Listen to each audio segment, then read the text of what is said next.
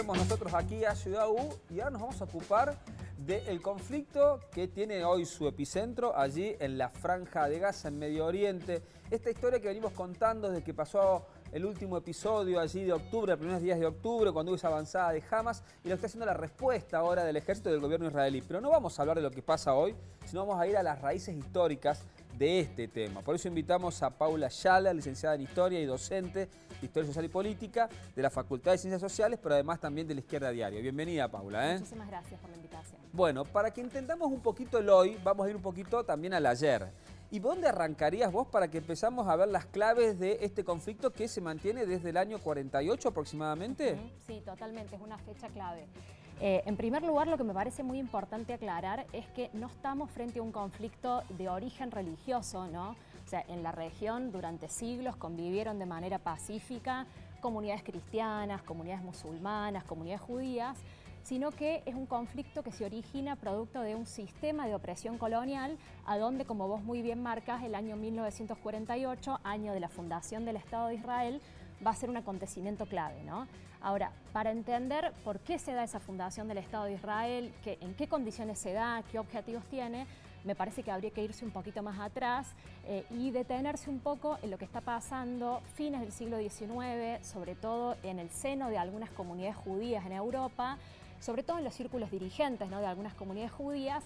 Empieza a surgir una corriente, que es una corriente que no es de origen religioso, sino político, que es el sionismo, ¿no? Que ahí hay un dato clave, separar judaísmo de sionismo, ¿no? Sé, judaísmo, que son comunidades, pueblos o una religión, a diferencia de sionismo, que es una corriente política, ¿no? ¿Y qué viene a plantear esta corriente política? Pensemos, estamos hablando de fines del siglo XIX, un momento a donde hay nacionalismo, colonialismo, que son ideas muy en boga en esa época, y lo que plantea es que, de alguna manera, la solución frente al antisemitismo que sufrían muchas comunidades judías, tengamos en cuenta que... Esto antes del Holocausto estamos hablando. Eso es muy previo, tal cual, porque el Holocausto lo que viene a hacer de alguna manera es llevar el antisemitismo a una escala inédita, pero es muy previo el antisemitismo, y lo que vienen a plantear es que, de alguna manera, el modo de hacerle frente, de combatir ese antisemitismo, es crear un Estado nacional judío que reúna a todas las comunidades de la diáspora judía en el mundo. Y vienen a plantear que eso tiene que ser en Palestina, ¿no?, en el territorio histórico de Palestina. La cuestión acá es que Palestina, si bien tenía comunidades judías, estaba mayoritariamente formada por comunidades árabes, ¿no?, que era una enorme mayoría demográfica. ¿Estado palestino en ese momento? No. No, todavía no. En este momento, estamos hablando fines del siglo XIX, estaba bajo el dominio del Imperio Otomano, ¿no?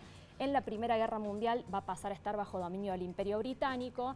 Y lo que empezamos a ver es, justamente por parte del sionismo, como una negación de esa presencia árabe en la región, ¿no? La gran consigna, digamos, ¿no?, que plantea Theodor Herzl, que es el fundador del sionismo, uno de los principales teóricos, es esta idea de un pueblo sin tierra para una tierra sin pueblo. O sea, como una forma de invisibilizar, negar que había una presencia árabe mayoritaria en la región de Palestina.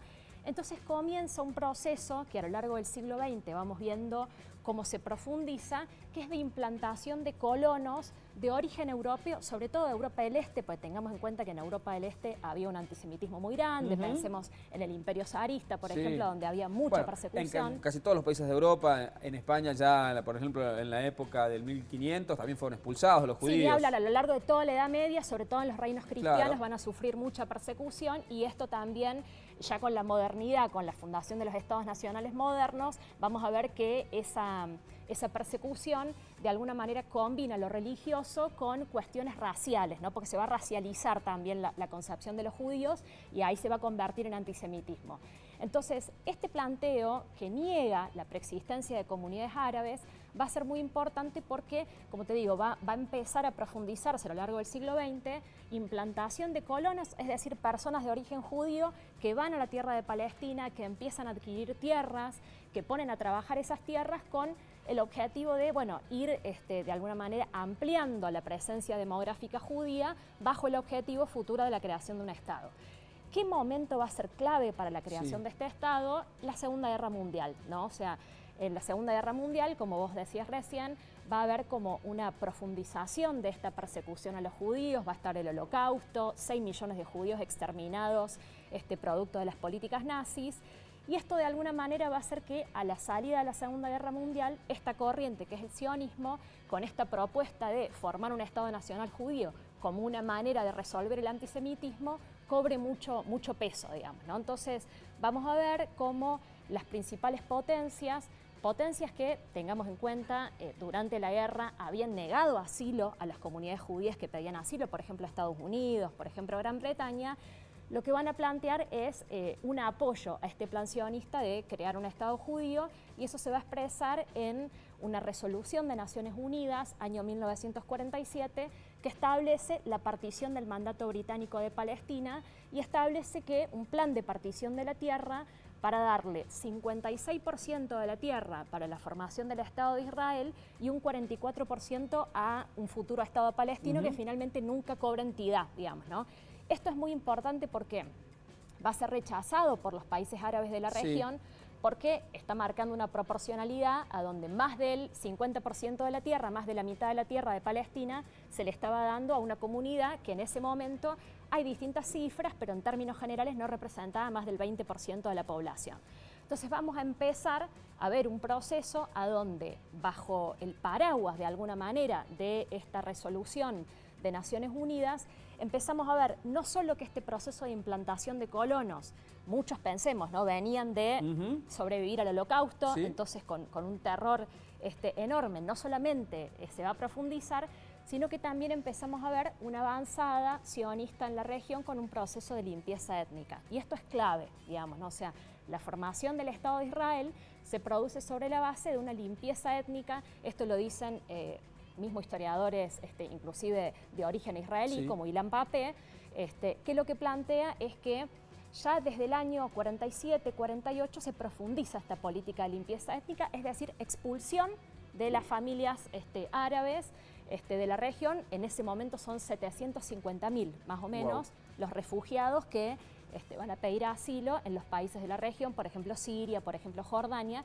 y es el origen de, bueno, la existencia en la actualidad de 5 millones de refugiados, que son las familias descendientes de esas familias árabes expulsadas en ese momento en la región. Paula, la verdad que muchas gracias por esta información y por esta explicación que nos diste para empezar a entender un poco este conflicto de hoy, cómo comenzó y la manera en que se movió también el mundo alrededor de eso. En la tele muchas veces los tiempos son muy cortos, pero te agradecemos porque esta contextualización es fundamental para entender un poco y sacar algunas conclusiones que no sean las que nos quieren a veces bajar desde alguna línea editorial, sino las que uno puede tener a partir de conocimientos y entender los procesos históricos. Bien, muchísimas gracias por la invitación. Gracias, Paula. Bueno, muy claro y muy interesante para ver el momento que estamos viviendo, donde todo el mundo está pendiente justamente de lo que pasa por allí.